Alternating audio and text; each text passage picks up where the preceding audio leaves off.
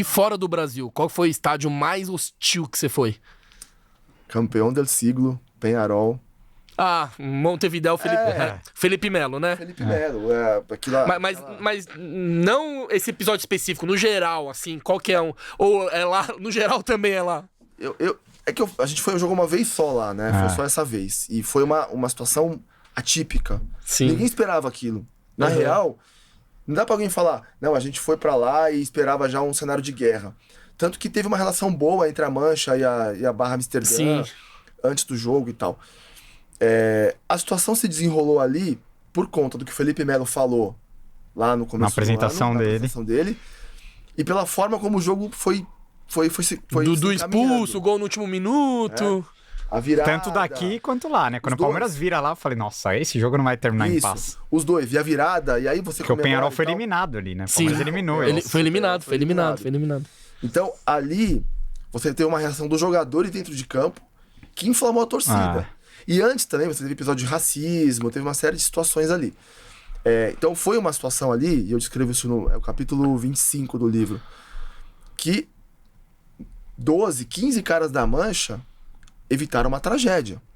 Porque tinha muita família lá, tinha muita criança, tinha idoso, tinha gente que estava lá como turista, né? Tava em Montevidéu e foi ver o jogo. É um estádio que é importante localizar geograficamente, né? O Centenário fica no centro de Montevidéu. Sim. E, de maneira geral, o Parque Central fica na região central, obviamente, e os outros estádios tradicionais de Montevidéu ficam numa região central. O do Defensor era do lado do Parque Rodó ali, que a gente ficou do lado do Pig lá, né? Do bar. O Campeão del Siglo foi construído numa região afastada, depois do aeroporto. Não tem nada por perto. Não tem nenhum estabelecimento comercial, não tem casa, não tem prédio. É uma região, você olha no mapa, não tem nada por perto. Então, tem uma estrada. Então, e não tem segurança, não tem policiamento. É que lá, por lei, a segurança é privada, né? São os caras de... E eu fiquei sabendo que os caras de colete, em vez de ajudar, estavam fudendo mais ainda, né? Os caras ajudaram os torcedores do Peñarol a atirar coisa na gente. Nossa, que absurdo, então, velho. As imagens mostram. Sim. Então, é uma situação... Eu escrevo no livro que eu sou eternamente grato ao Felipe Melo pelo que eu vivi naquela noite. Eu falo isso depois. Porque na hora foi tenso. Teve um momento de falar, cara, e aí? Os caras fudeu, aqui, né? Vai massacrar, porque nós estávamos ali em 1.200, 1.300 talvez, e era uma multidão enfurecida, né? Então a Mancha segurou uma barra ali pesada, no braço. Falo sempre pro Jorge, né? Jorge, eu falei na hora ali pra ele, poucos momentos depois, fui dar um abraço nele e tal, e falo sempre pra ele, Jorge, vocês evitaram uma tragédia. Isso é uma coisa a Mancha tava vivendo um momento complicado ali, né? Foi logo depois da situação do Moacir, entendeu? Do assassinato do Moacir. Foi representativo pra torcida eu também, acho, né? inclusive, que ali a Mancha renasceu também. Porque no episódio do Moacir, a Mancha teve que decretar o seu encerramento de atividades. E poucas semanas depois aconteceu isso. Eu acho que ali teve uma coisa de um renascimento. De olhar e falar, cara, essa entidade aqui tem 34 anos. Tem uma história construída. Né? Tem milhares de associados, de pessoas que admiram, que odeiam, etc e tal. Tem histórias pro bem e pro mal, mas tem uma história, tem um legado. E tem uma importância pra torcida do Palmeiras, né? Então, o Serdã veio aqui e falou com enorme propriedade sobre isso, é o melhor cara pra falar sobre isso.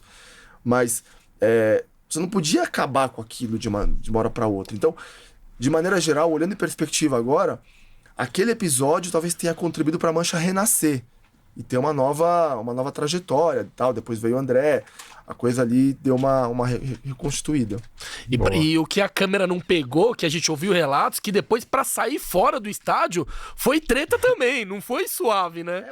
E lá é isolado, e tipo, você não vai chamar Uber, vai chegar certinho, vai embora.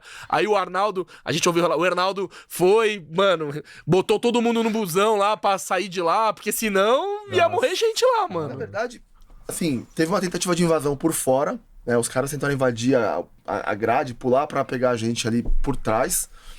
E foi aí que chegou o policiamento mesmo, né? De alguma forma, alguém chamou o policiamento. E aí teve o confronto entre o policiamento e os torcedores do Peñarol que tentaram invadir. Isso demorou muito tempo, né? A gente foi sair altas horas da madrugada. Mas de maneira geral, todo mundo que tinha ido pra lá tinha ido de ônibus ou de van, porque não tinha muito como você ir táxi, de Uber. Porque, talvez como você falou, é isolado, a logística é horrível, né? Então, e aí a preocupação, naquele momento, a minha preocupação já era com o voo de volta, porque meu voo era 5 da manhã. Eu tinha que voltar pro hotel no centro pra pegar minha mala. Então, ali era a preocupação de saber se eu ia perder o voo ou não. Né? E o aeroporto do lado e tal, mas deu tudo certo. Deu tempo de pegar um McDonald's na madrugada.